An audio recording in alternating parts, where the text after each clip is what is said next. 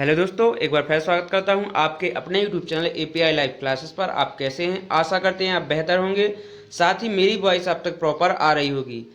आज हम बात करने वाले उन सभी साथियों की जो एक अच्छे मार्क्स से एसएससी सीजीएल 2024 में बाहर हो गए, और कुछ साथी ऐसे भी हैं कि जिनके मार्क्स कम थे, जिन्हें आशा भी नहीं था सिलेक्शन का और उनका सिलेक्शन हो गया। तो अब हम इसको क्या कहें? लक बेस्ड एग्जाम कहें, मेहनत का कोई महत्व नहीं रह गया इस एग्जाम में कि एसएससीजीएल में अगर 332 या 333 या 328 325 नंबर ला के भी सिलेक्शन लेने की उम्मीद नहीं रखें, या तैयारी छोड़ दें, या तैयारी करना छोड़ दें, या इस एग्जाम की तैयारी न करके किसी अदर एग्जाम को चुनें। इन सभी बातों पर हम बात करने वाले हैं। अगर नॉर्मलाइजेशन है तो नॉर्मलाइजेशन का फैक्टर दिखना तो चाहिए। ऐसा तो बिल्कुल नहीं कि किसी बच्चे के 30 से 40 नंबर बढ़ गए, किसी बच्चे के नंबर इतने कम गए कि उसे सिलेक्शन, जो रैंक लाने वाला बच्चा था, आपसे बात करें, उसको एक पीए ऐसे टीए की पोस्ट भी नसीब नहीं हुई। और कुछ बच्चे ऐसे हैं कि जिन्हें आशा भी नहीं थी सिलेक्शन की, उनके सिलेक्शन हो गए, टीए मिल गया। तो इसे कैसे हो सकता है? इसे हम क्या कहें? लक बेस्ड एग्जाम कहें आपके हिसाब से? मैं अगर जो बच्चा मेहनत कर रहा है, 328 लाना हंसी की बात नहीं है, बड़ी ऐसा हंसी मजाक नहीं है जो 328 नंबर लाए। 328 लाने में प्रीवियस ट्रेंड के अनुसार आपको रैंक मिल जाती थी। रैंक की अगर ये सोचा करते थे, हम लोग मॉक लगाते हैं तो अगर 330 प्लस आ रहे तो लगता है कि इस बार तो रैंक हासिल हो जाएगी। और जब यहाँ देखते हैं कि 328 वाले को तो कोई पोस्ट पीए ऐसे और टीए भी नसीब नहीं हो रहा है, टीए पीए से कुछ भी नसीब नहीं होता, उस बच्चे से जाके पूछिए आप क्या बीत रही है उस बच्चे पे कि वो तैयारी छोड़ दे। जब 2 से 4, 1 से 2, एक बार चूकते हैं, 2 बार हम लोग अटेम्प्ट करते हैं, तीसरी बार जब कहीं मेहनत करके 2-3 साल मेहनत करते हैं तब ऐसे नंबर ला पाते हैं। इसके बाद भी उस बच्चे को सिलेक्शन ना मिले तो आपको स्कैम कमीशन ना कहें तो क्या कहें? कैसा नॉर्मलाइजेशन करते हैं आप? आपसे 1.5 लाख बच्चों का पेपर एक शिफ्ट में नहीं लिया जाता, या क्या यही कारण है कि आप मतलब 1.5 लाख बच्चों का एक शिफ्ट में पेपर, जिससे नॉर्मलाइजेशन के माध्यम से स्कैम हो सके? आपको पता है कि अगर आप चाहें तो 1.5 लाख बच्चों का एक शिफ्ट में आसानी से पेपर ले सकते हैं, लेकिन आप इसलिए नहीं करते हैं, इसीलिए कि स्कैम हो सके। क्या यही कारण है? अगर यही कारण है तो इसके लिए हम लोग लड़ेंगे, चाहे मैदान में आना पड़े तब भी लड़ेंगे। सभी टीचर्स से रिक्वेस्ट है कि ऐसा बिल्कुल नहीं कोई एक टीचर आगे हो तो ऐसा आप कहें कि हम अलग लड़ेंगे, वो अलग है, उनने उठाई है मुहिम तो उनके लिए वो अलग लड़ेंगे। हम सबको एक होना पड़ेगा, तभी एग्जाम के अंदर पारदर्शिता आएगी, ट्रांसपेरेंसी आएगी।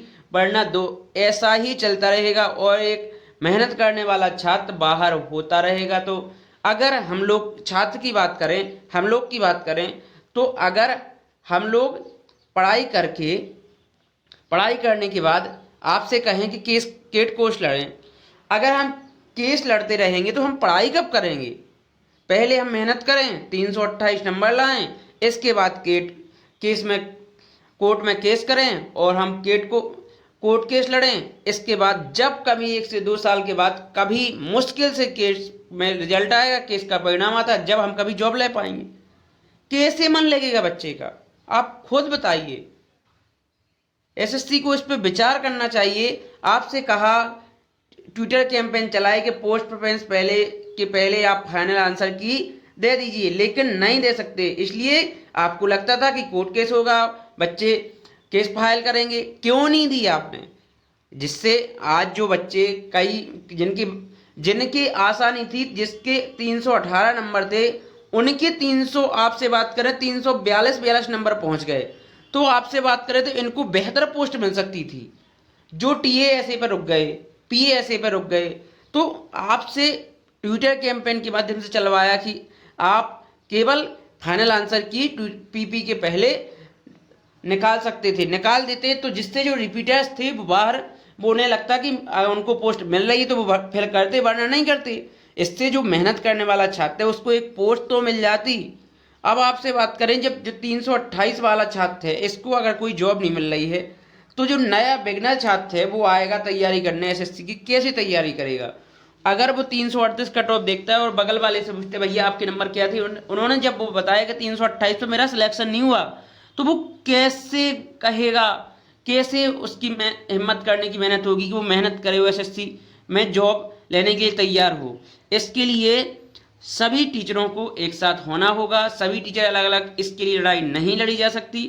सभी टीचरों से रिक्वेस्ट है कि सभी टीचर एक साथ हों, कोई एक टीचर को आगे होना ही होगा, उस टीचर के साथ सभी साथी जरूर दें।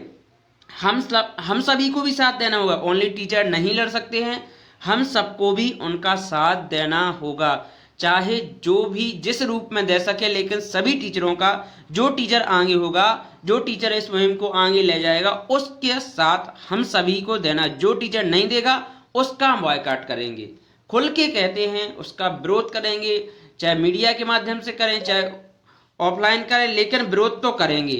कंफर्म है कि विरोध कंफर्म करने वाले हैं। तो सभी साथी से रिक्वेस्ट है कि जितने भी साथी हैं सभी साथियों के साथ ये वीडियो शेयर करना है।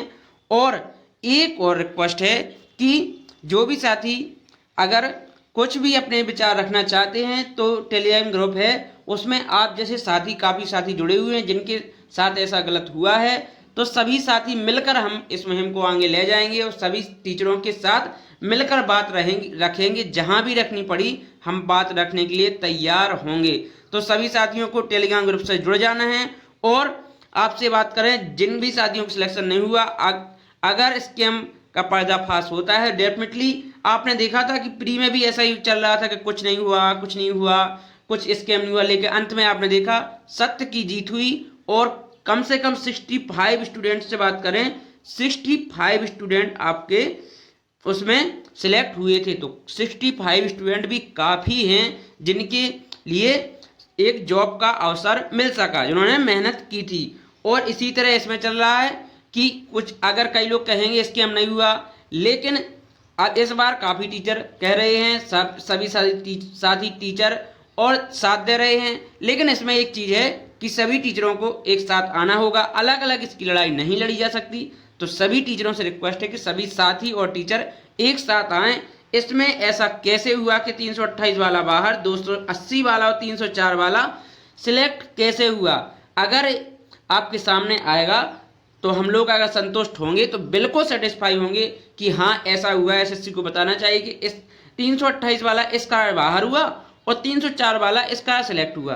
तो एसएससी को ये बात बतानी होगी फाइनल आंसर की निकाल के, जिससे हम लोग सेटिस्फाई हो पाएँ। अंत में जय हिंद, जय भारत।